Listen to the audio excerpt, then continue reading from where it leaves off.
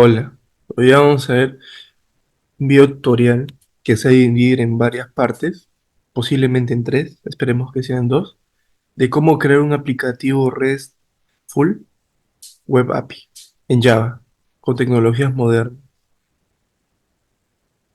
Vamos a leer la descripción. Es una API moderna, eh, RESTful, HTTP, que nos va a permitir gestionar unas actividades en una base de datos MySQL sencillita, con la tecnología Spring Boot, con Webflux, con enfoque reactivo y moderno. Vamos a ver la base de datos MariaDB, es relacional con el ORM, Reactive Database Connected, la arquitectura limpia por capas, también RxJava. Luego diré por qué estamos viendo RxJava con Webflux. Luego también lo vamos a ver con buenas prácticas y sobre todo lo más importante, veremos la vista suave, que es muy importante. Estamos utilizando para este proyecto Java 17. El, el aplicativo final se verá de esta forma.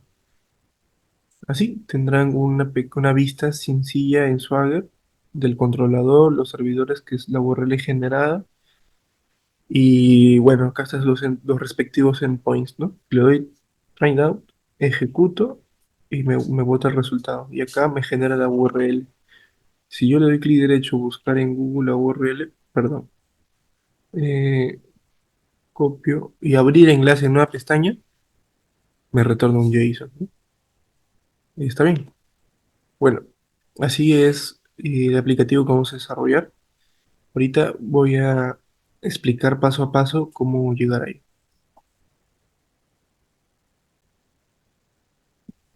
Bueno, voy a explicar cómo crear de nuevo el proyecto. Bueno, vamos a recrearlo. No obstante, ahorita lo que voy a explicar es la arquitectura, ¿ya? Que estamos utilizando arquitectura limpia. Nosotros estamos usando arquitectura limpia con capas de adaptador, luego capas de aplicación, luego los modelos y luego la capa de persistencia, ¿no? Luego de ello estamos utilizando una clase de configuración en tipo YAML, un archivo de configuración YAML para definir las propiedades de nuestro aplicativo y conectividad con la base de datos también porque está acá en la configuración. Y luego el esquema de la pequeña tabla en la base de datos que estamos utilizando. Y luego, bueno, tenemos una carpeta de tipo test, ¿no? Para los parámetros unitarios. Y como estamos usando Webflux, hasta donde yo sé, se genera el código en la carpeta target, que es el código ya compilado y comprimido en sistema de archivos YAR. Bueno, aparte de ello, también nosotros lo definimos en otro lado, donde voy a explicar dónde definimos el empaquetamiento YAR, ¿no? Luego de ello, en el proyecto tenemos también el archivo .env para las variables de entorno, como que dándole un poco un grado de seguridad, aunque adicionalmente o en otros videos podría explicar cómo hacerlo con HashiCorp Ball o Key Vault de propio Azure de Microsoft, o si no HashiCorp Ball que es gratis, ¿no? Luego de ello tenemos el archivo gitignore para ignorar algunos archivos que nosotros no queremos ver en nuestro proyecto, siempre está en el repositorio, más que nada en el registro de control de versiones, ¿no? Y luego el archivo POC.xml, que es fundamental en nuestro proyecto, para las dependencias y configuraciones de nuestro proyecto. Bueno, habiendo explicado la estructura del sistema de archivos, luego iré más a fondo, pero ahorita estoy dando un pequeño overview, ¿no? Luego, en base a esto, vamos a recrearlo. A ver,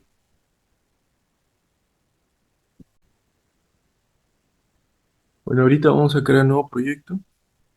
Cerramos el proyecto actual. Creamos un nuevo proyecto así, con New Project, le colocamos un título, le colocamos actividad API 2, ¿ya? Esta es la ubicación del archivo, de nuestro proyecto, perdón. Vamos a utilizar la funcionalidad de crear un repositorio Git. Luego de ello, lenguajes Java. Se puede utilizar diferentes tecnologías, pero vamos a Java. También Kotlin, ¿no? Pero mejor, ahorita el curso es orientado a Java. Luego el sistema de archivos es Maven. El JDK estamos utilizando el 17 por temas de compatibilidad y estabilidad con las dependencias, no el 21. El propio generado, el JetBrains, es lo mismo. Luego de ello, estamos colocando código de ejemplo, ¿no? Para que nos diga dónde coloca nuestro código. Luego de ello, en funciones avanzadas, ahí colocamos el Group ID, que es la compañía, que seríamos prácticamente nosotros. Y luego de ello el Artifact ID, que es el ID del proyecto, nada más. Luego acá hay generadores. Estos generadores son más que nada automatizadores para crear plantillas de proyecto, pero eso no lo usaremos ahorita.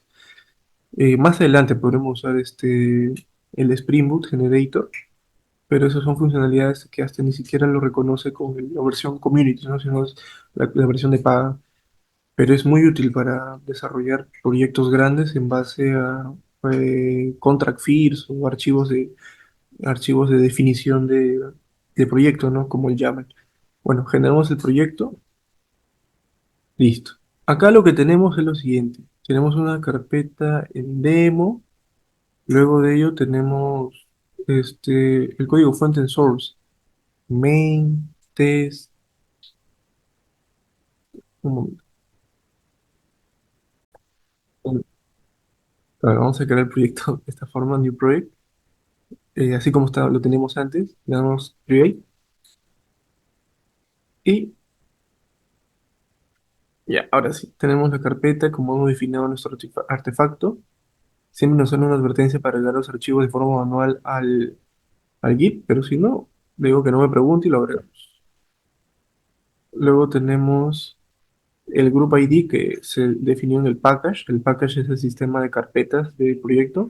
Luego tenemos el método main, la clase main y el archivo main, ¿no? Eso de ahí lo borramos, no vamos a necesitar.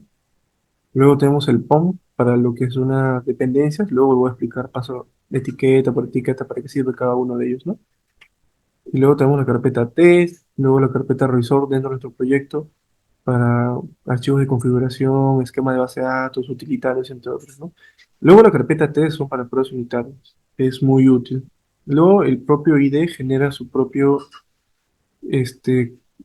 archivo de configuración, el punto IDEA, Visual Studio Code también. Bueno, ahorita voy a agregar las clases faltantes, archivos faltantes y carpetas faltantes para tener su proyecto que lo tengo desarrollado.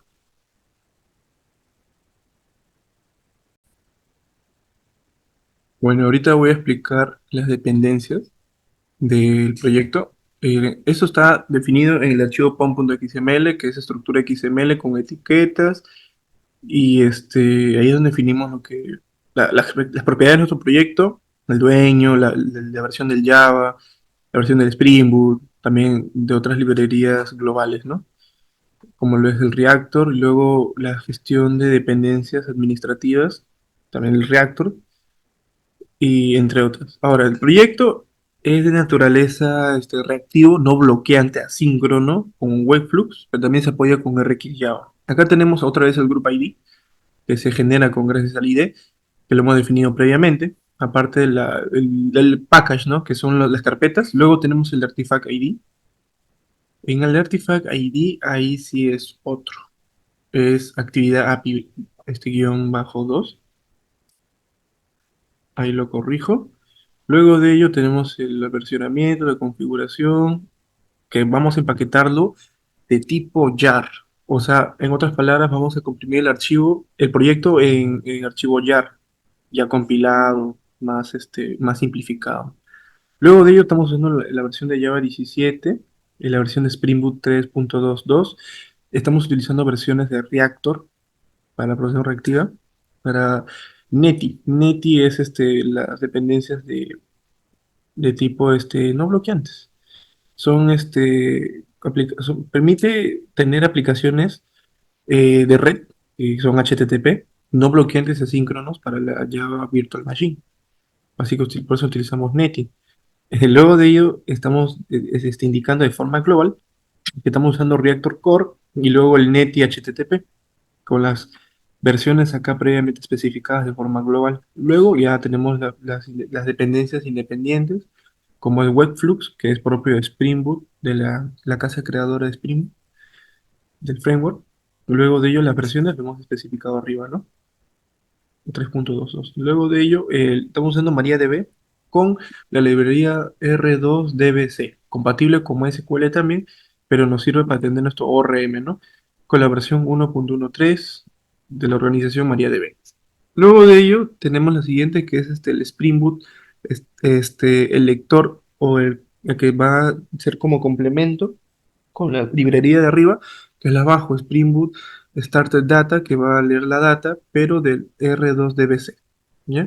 Luego también utilizamos RxJava. ¿Y por qué utilizamos RxJava y también Webflux? Porque algunas librerías no bloqueantes retornan información asíncrona mediante stream, ¿no? En ese lado también es compatible con RxJava. Digo, son orientados a RxJava. Entonces nosotros podemos utilizar la compatibilidad tanto RxJava como Webflux por las librerías, cómo está diseñado su tipo de retorno de valor, ¿no? Y bajo qué stream están diseñados también. Así que también se utiliza RxJava en el proyecto.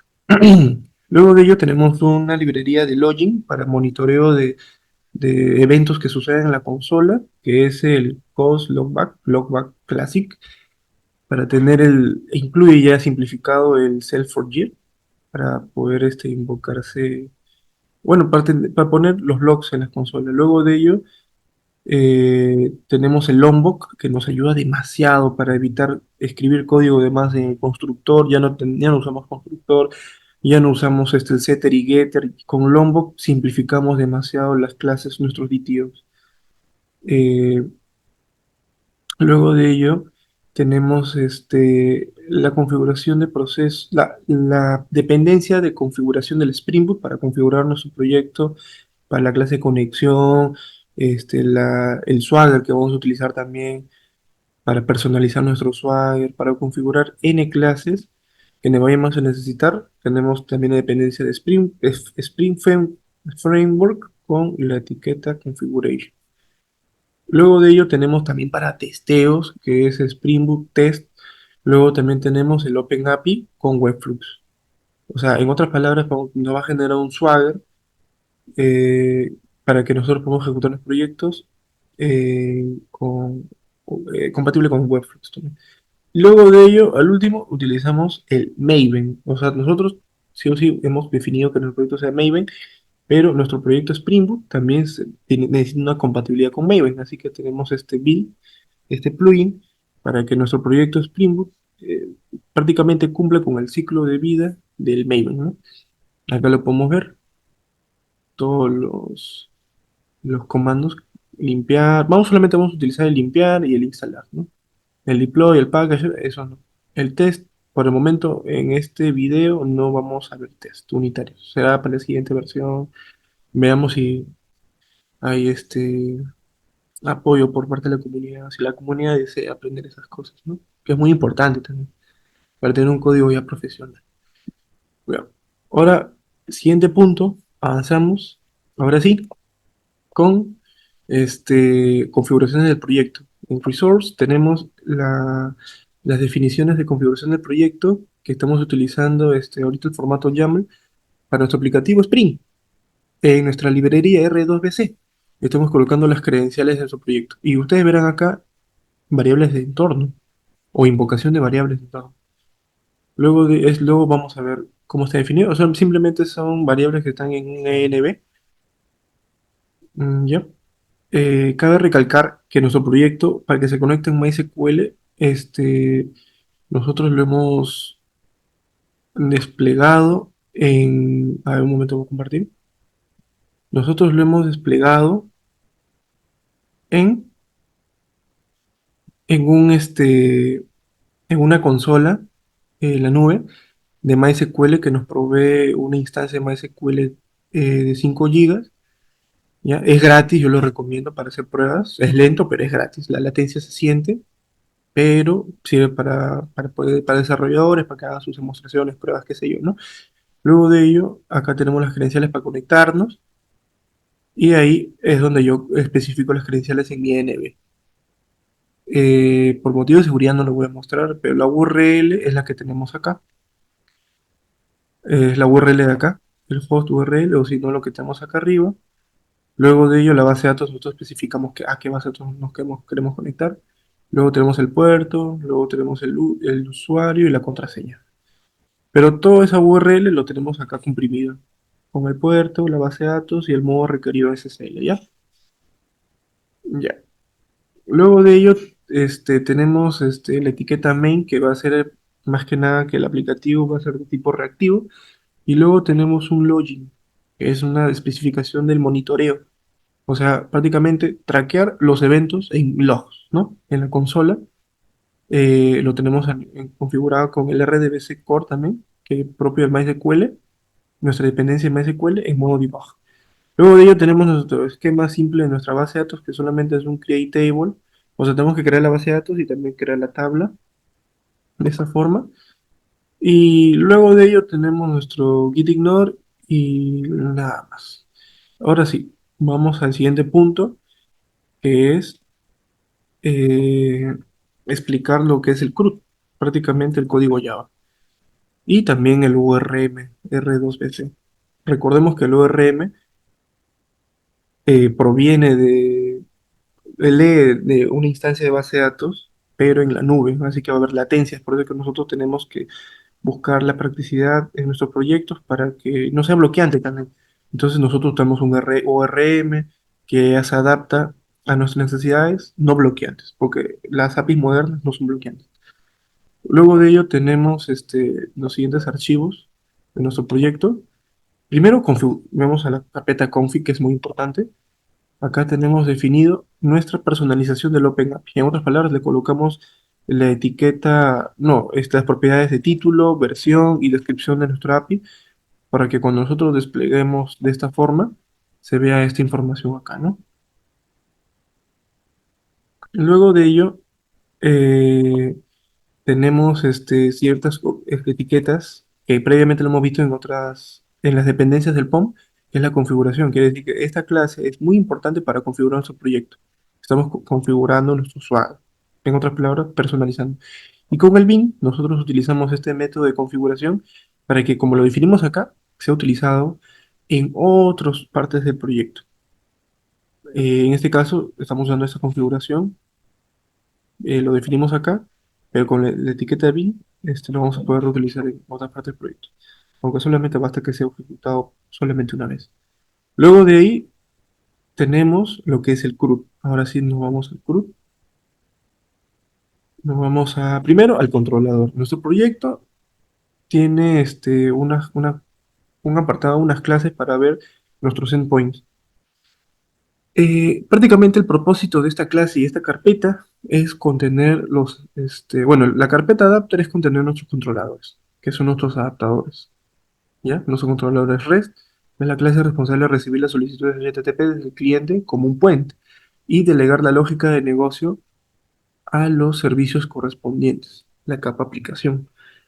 Acá nosotros tenemos etiquetas de tipo web, ¿ya? De tipo publisher, Flux, Mono, qué sé yo, en distintas funcionalidades que vamos a utilizar, como el Reactor Core, no bloqueantes y también los flujos de respuesta que vamos a recibir, ¿no?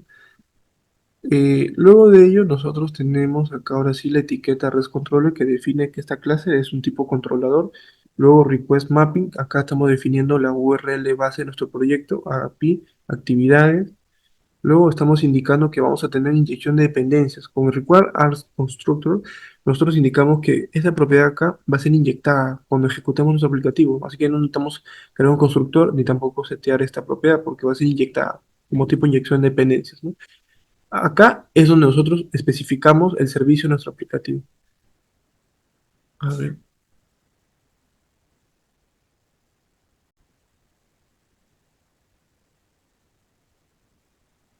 Bueno, continuamos. Acá tenemos el controlador de la actividad, que es nuestra lógica de negocio, nuestra entidad prácticamente, vamos a gestionar todo lo que tenga que ver con actividad. Justamente acá tenemos nuestra URL base, que dice API actividad. Luego de ello tenemos el método listar. Acá tenemos el verbo HTTP get. Luego tenemos el tipo de retorno de nuestra función listar. En nuestra firma tenemos que vamos a retornar un flujo de actividades, o sea, entre cero o muchos. No sabemos cuántos puede venir. Como también puede ser correcto que la tabla esté vacía. Y no por el hecho que esté vacío es un error, ¿sí o no? Entonces, con la clase flux del servicio, de actividad de servicio, que se comunica a la capa de base de datos, según la lista que nosotros en la suscripción escuchemos, vamos a retornar.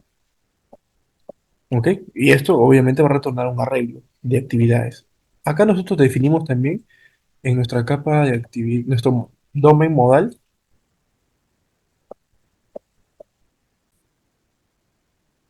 Bueno, acá tenemos nuestra, nuestro DTO para mostrar al cliente. La respuesta que va a recibir el cliente es prácticamente esto. Utilizamos una etiqueta data que proviene información rellenada, ¿no? Como DTO, nada más. Luego estas etiquetas de acá para lo que es crear una nueva actividad sin necesidad de tener un constructor. Y tenemos Builder, que es propio del Lombok, para colocar, crear nuevas instancias con Setter y Getter también, ¿no? Ahí nos ahorramos mucho código. Si se dan cuenta, esta estructura prácticamente es similar a la tabla que hemos creado en MySQL, ¿no? Le damos el ID, el nombre, estado y fecha y hora. Regresamos acá, lo mismo. Es similar, no son los mismos datos exactos, pero es similar, compatible con la tabla que hemos creado. Pero el que nos va a interesar más su compatibilidad es la actividad que tenemos acá en la capa Entity. Ese sí nos va a interesar más. Luego, es lo que nosotros vamos a retornar en nuestro método de lista. Es de tipo flux, porque podemos retornar desde cero a muchos. También puede haber un error, claro, pero si es vacío, no que sea un error.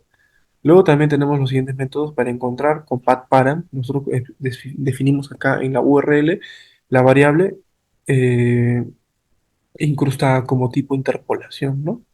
Y acá especificamos que ese ID de acá, de este parámetro, va a llenar a nuestro ID variable en la URL. Y luego al final le colocamos un término más en la URL porque si no va a crashear, va a fallar el Swagger. Pues si nosotros le colocamos la variable así incrustada entre otra variable, funciona bien.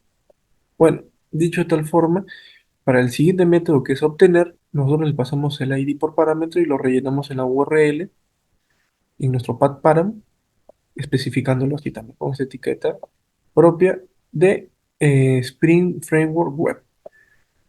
Nosotros vamos a retornar un mono, porque cuando nosotros vamos a encontrar una actividad, vamos a encontrar entre vacío, no existente, o vamos a encontrar una entidad. Por eso somos un mono. Y vamos a retornar el tipo de dato de esta actividad. Luego de ello hacemos un mono from, que va a ser una captura de lo que la fuente de datos recupere acá en el service, obtener ahí, por ID, lo pasamos a un flowable para que acá pueda recibir esa fuente de datos y lo vamos a mostrar mediante un mono, ¿no? Siempre utilizamos el método subscribe up para hacer un tema de escucha, ¿no? Al stream, a la fuente de datos que vaya, no sabemos cuánto va a demorar, ¿no? La respuesta en la base de datos. Así que utilizamos este método. Luego de ello también tenemos el método post, acá, post mapping. No cambiamos nada, la misma URL base, pero de tipo post. Luego le colocamos una etiqueta request body porque nosotros vamos a recibir un JSON, o sea, vamos a definir un JSON. Nos vamos acá, estamos definiendo un JSON, ¿no? De tipo actividad del modal, del model, ¿no? La capa de dominio. Vamos a también retornar un mono porque se puede insertar como no se puede insertar en la base de datos. Temas de la base de datos, nuestro aplicativo no va a crashear. O no tendría que mostrar un error en nuestro aplicativo si es un tema de base de datos, ¿no? Se repite lo mismo. Y luego en el último, en el delete, método delete, acá lo estamos indicando con la variable en la URL y luego al final un término más para que funcione el path param, ¿no? Colocamos el argumento en los parámetros acá la ID que vamos a incrustarlo en el pattern. También retornamos un mono, porque puede que no se elimine elementos en la base de datos, ¿no? Luego de ello, ahora sí nos vamos a la capa de servicios. En la capa de servicios, nosotros tenemos otra vez, hacemos un tipo de inyección de dependencias y esta clase va a ser de tipo service, especificando que esta es la capa de servicios que tiene acceso a la persistencia de datos, en otras palabras, la base de datos. Nosotros utilizamos una inyección de dependencias de tipo actividad repository, que prácticamente es una interfaz que hereda los métodos de Reactive Group Repository. En otras palabras, el guardar todos que vamos a escuchar en un stream, pero en base a eso vamos a guardar, encontrar un elemento, encontrar por mediante stream también, existe el elemento, y luego encontrar todos, contar la cantidad de elementos que tengamos, borrar, luego de ello. O sea, prácticamente todos los procesos CRUD, ¿no? Luego, en base a ello, vamos a heredar los métodos acá, pero nosotros estamos definiendo que esas operaciones las vamos a hacerlo bajo la entidad actividad entity, que prácticamente ahí sí es la conexión directa a nuestra base de datos. Utilizamos la etiqueta data propio de Lombok también para tener mapeado todos los datos. Luego de ello también podemos crear una entidad sin necesidad de colocarle un constructor y un new instance, ¿no? Luego también el builder para practicidad en seteo de los datos. Ya nos ahorramos el código del setter, el getter, el constructor, entre ellos, ¿no? Entre otros. Luego también tenemos la etiqueta table donde hacemos referencia al nombre de nuestra base, de nuestra tabla en la base de datos. Se llama actividades. Vamos acá. Y dicho y hecho, se llama actividades, ¿no? Lo tenemos que especificar porque nuestra clase tiene otro nombre y otra nomenclatura prácticamente. Porque al final termina con entity, las mayúsculas son distintas, acá en la base de datos es minúscula, por eso nosotros usamos la etiqueta table, ¿no? Con el nombre de la tabla.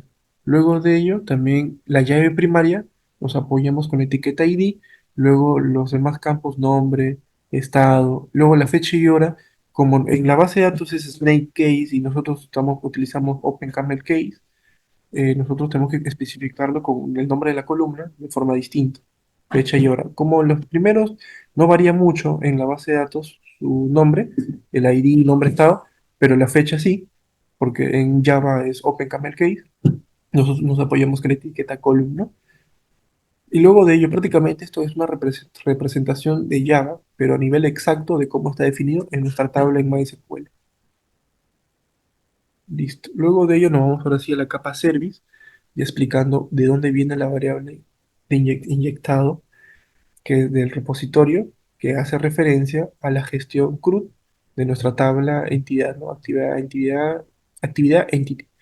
Luego de ello tenemos los métodos que vamos a utilizar, que es el listar, obtener por ID, el guardar y el eliminar el CRUD prácticamente.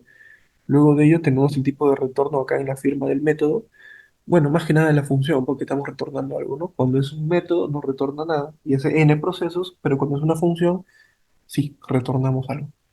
Acá prácticamente estamos haciendo todo inline, en otras palabras, vamos a retornar el proceso, estamos haciendo el proceso dentro de la línea de retorno, ¿no? La actividad, eh, del método, que vamos a hacer una lista de actividades, lo metemos todo dentro de un flowable de from publisher. En otras palabras, vamos a publicar un array de actividades de forma reactiva, porque no sabemos cuánto va a demorar la base de datos en retornarme la respuesta. Ahora sí, hacemos el uso de la variable, la propiedad de la clase repository para hacer una búsqueda en la base de datos con un top, un límite de 10. Y luego ello, que vamos a retornarlo, o sea, ese array de elementos, hacemos un map. O sea, en otras palabras, el string que vamos a retornar, vamos a obtener acá, lo tenemos que procesar también con el método toModel. Ustedes dirán, yo sé, ¿qué rayos es esto? Estos dos puntitos hace referencia al operador método por referencia. En otras palabras, este método acá, bueno, esta función recibe un array de entidades, ¿no?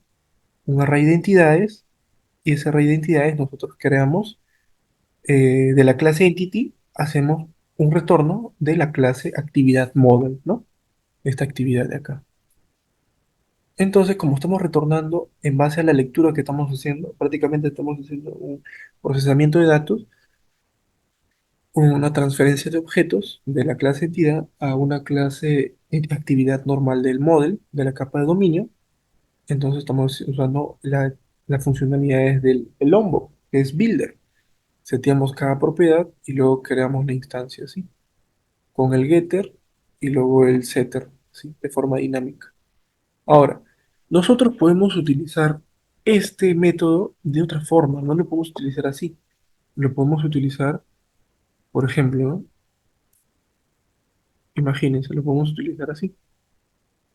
This.toModel y acá le colocamos data y acá hacemos un tipo, como les digo, lambda, ¿no?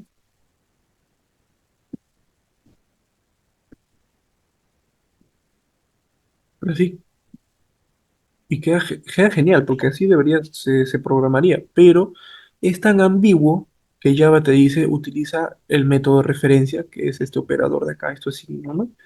Utilizamos y es más simple y más legible también, porque si no el código se volvería grande, borroso, y sería un poco contraproducente, ¿no? Porque si es grande, engorroso, va a demorarse la comprensión del proyecto. Luego, este proyecto, este proceso de acá lo vamos a repetir n veces, por eso vamos a retornar un array de actividades, ¿no? Lo que va a encontrar la base de datos. O sea, los elementos que encuentra la base de datos, hacemos este proceso y ese proceso lo retornamos como un tipo arreglo y ese arreglo lo devolvemos acá con el flow all from publisher. En otras palabras, lo que obtengamos nosotros en nuestro array de elementos lo vamos a retornar como un flow all actividad, o sea, una lista de actividades, ¿no? Luego también tenemos el obtener por ID, que es un maybe. ¿Por qué no usamos un flowable? ¿Por qué usamos un maybe? Porque acá en flowable retornamos una lista prácticamente, ¿no?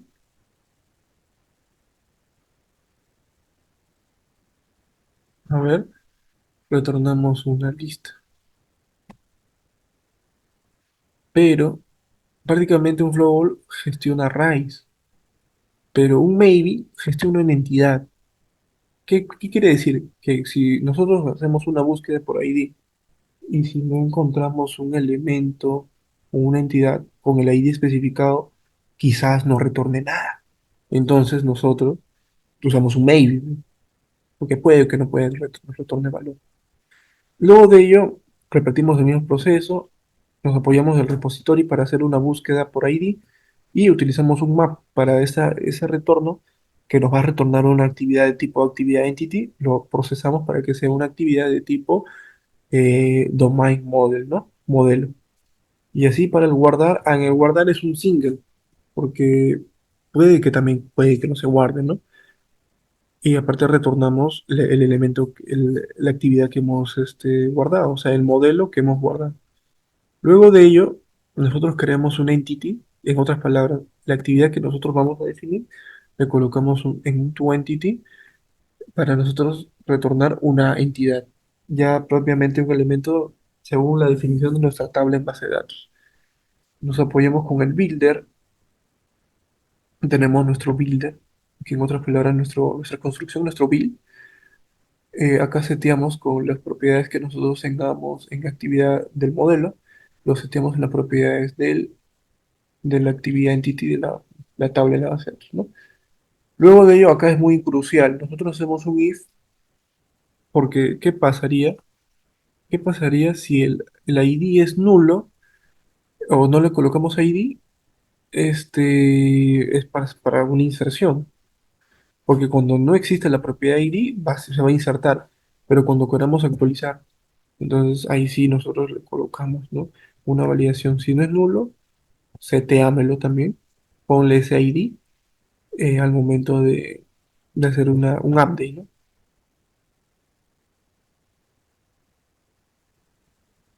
Eh, si el ID es nulo, inserta. Si no, actualizamos. Luego de ello, al momento de guardar, hacemos una respuesta con single también, con la mismo método, según lo que el repositorio guarde, ¿no? La entidad. También esto se puede reutilizar para el actualizar. Para actualizar es lo mismo, el mismo, pero cuando nosotros actualicemos, le agregamos el ID acá, en la definición del JSON. Entonces, acá, ¿qué es lo que tenemos? Un retorno del modelo que estamos guardando, ¿ok? Luego también acá, al momento de eliminar, nosotros le pasamos un parámetro ID. Acá borramos según el repositorio, pero con un completable. Porque ¿qué pasaría si nunca se llega a borrar? Utilizamos completable,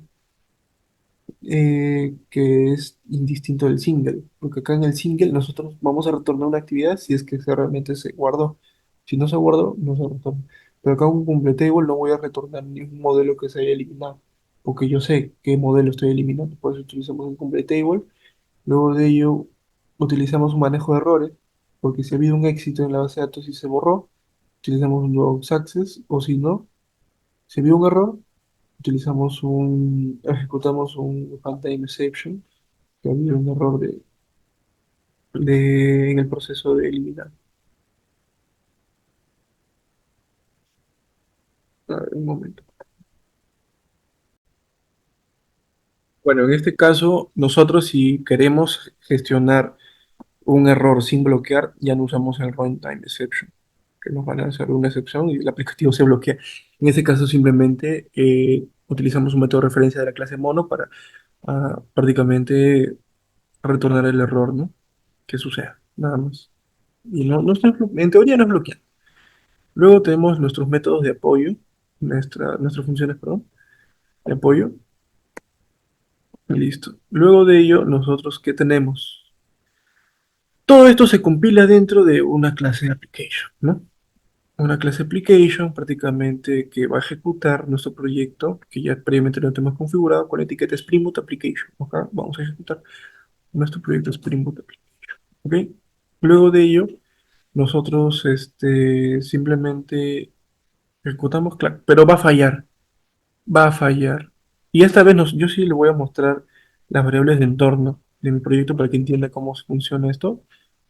Si es necesario que ustedes vean esto, pues también de alguna forma van a querer replicarlo y van a querer utilizar la consola de Haven, ¿no? La plataforma de Haven, que es el cloud del MySQL. En otras palabras, con esta URL yo me conecto a la base de datos, ¿ok? Eh, especificando la librería, luego especificando la tecnología y luego la URL, ¿no? En sí. La base de datos acá está, el puerto acá está. Todas esas propiedades lo tienen ustedes en el overview de la consola cuando ustedes se creen su servicio, ¿no? Luego de ello, el usuario y la contraseña también lo obtienen acá. Por seguridad, yo lo voy a restablecer porque ya ustedes vieron la contraseña, ¿no? Pero bueno, este es mi usuario y la contraseña. Estamos usando el usuario administrador, sí, se puede crear un nuevo usuario, pero ya depende de cada uno, ¿no? Cómo gestionar su información. Pero yo recomiendo que creen un nuevo usuario, ¿no? Acá en users se crea un usuario. Y así.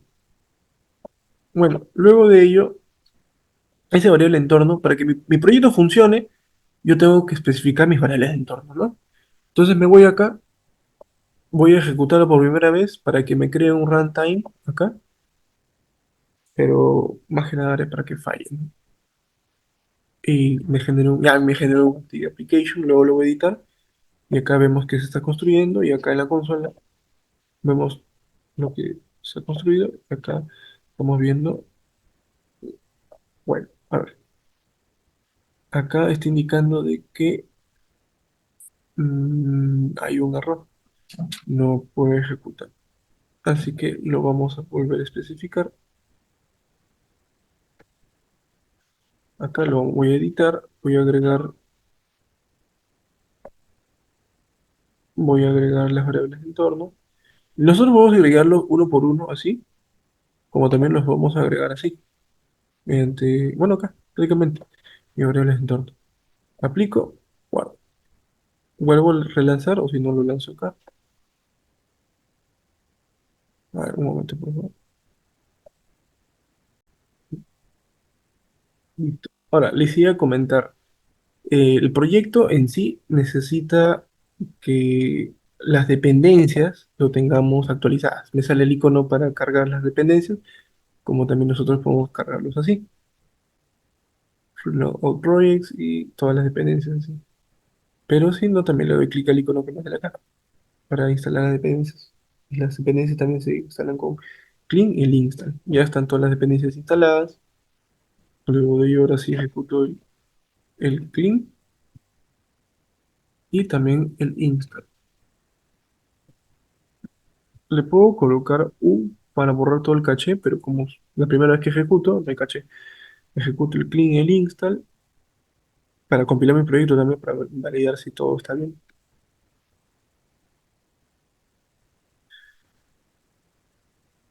Hay un tema de cotejamiento, no hay problema. Se compilan los test, no hay test, me ha salido un error de que no hay test. Sí, no existe test. Bueno, no hay problema. Más adelante veremos los tests. Ahora sí, ejecutamos nuestro aplicativo, ya configuramos nuestra variable de entorno, lo ejecutamos y probamos. Y nos tiene que retornar algo exactamente igual.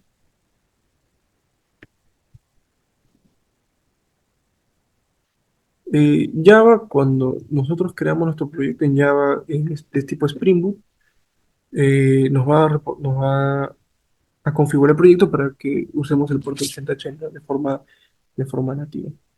Pero dicho de tal forma, también lo puedo modificar, pero eso sería para más adelante, para según sus necesidades. Yo coloco la URL de mi proyecto, que es esto que acabo de mencionar, localhost 8080 con el protocolo HTTP más HTTPS, punto .NET, sí, pero acá no. Nosotros especificamos esta ruta para poder visualizar en su Swagger, pero esto de acá no es nuestro API, nuestra API es otro, que ya los hemos explicado acá, ¿no? En el controller. Acá está la URL base de mi API, ¿no? Entonces le doy clic y ya cargó mi API. Pero para que ustedes crean que prácticamente es lo que hemos programado, es lo que estamos ejecutando, lo voy a volver a recompilar configurando el config del proyecto. Entonces le coloco con API actividades, clean code 2 gato. Luego de ello la versión del proyecto, luego la documentación, qué sé yo, ¿no? Versión 2 también. Vuelvo a recompilar y le doy F5 y vemos eso. A ver,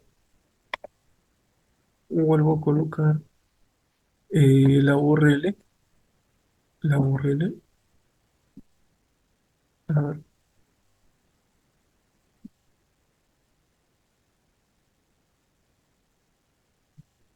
vamos a compilar, pero sin guardar, sin considerar la cacheta, con el menú sub. Compilamos,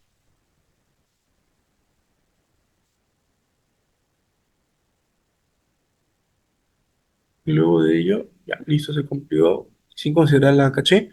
Luego de ello, acá volvemos a ejecutar. Esperemos que no se pegue la misma información acá en la caché. Y listo.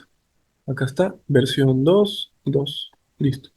Este server de acá, este combo o este select de servidores generados, porque también el propio proyecto lee y te genera la URL de la cual donde se está generando o se está compilando el proyecto.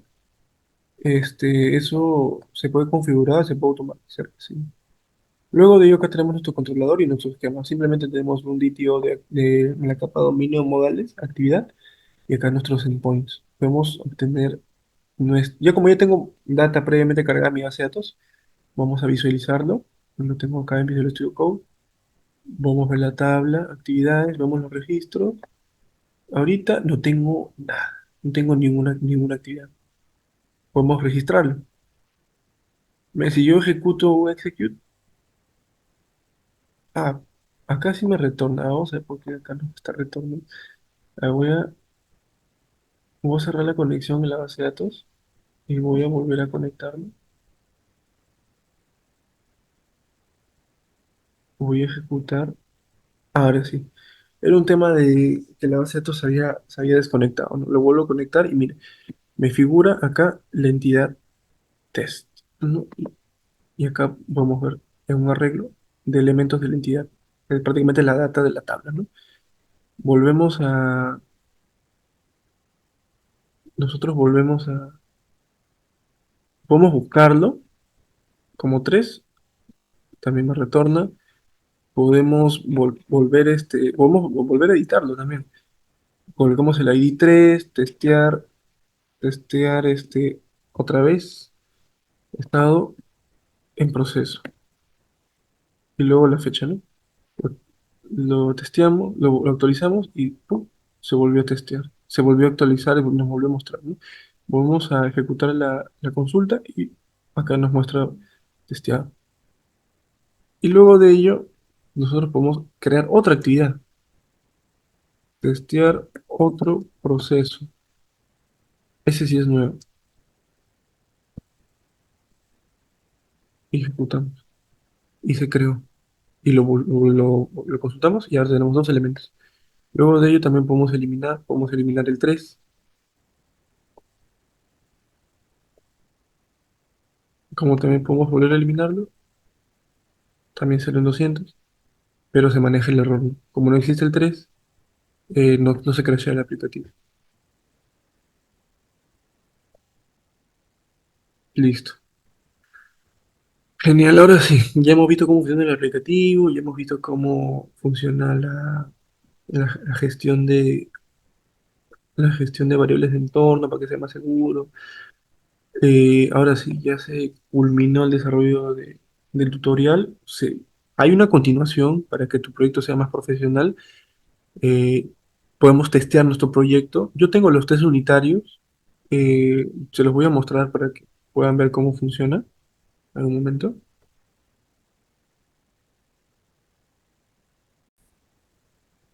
Este es un test unitario. En siguiente video podría explicar cómo funciona el test unitario. Si lo corremos, a ver, para que lo puedan visualizar. Y ya. Ahí vemos que hay un problema con las dependencias, pero está funcional, pero tendría que ver por qué motivo está fallando, ¿no?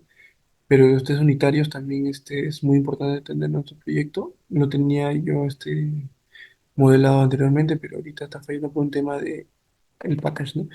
Pero luego de ello es muy importante tener nuestro proyecto testeado para poder hacer un tema de revisión de funcionalidad, ¿no? Según lo que nosotros prometemos que se cumpla, ¿no?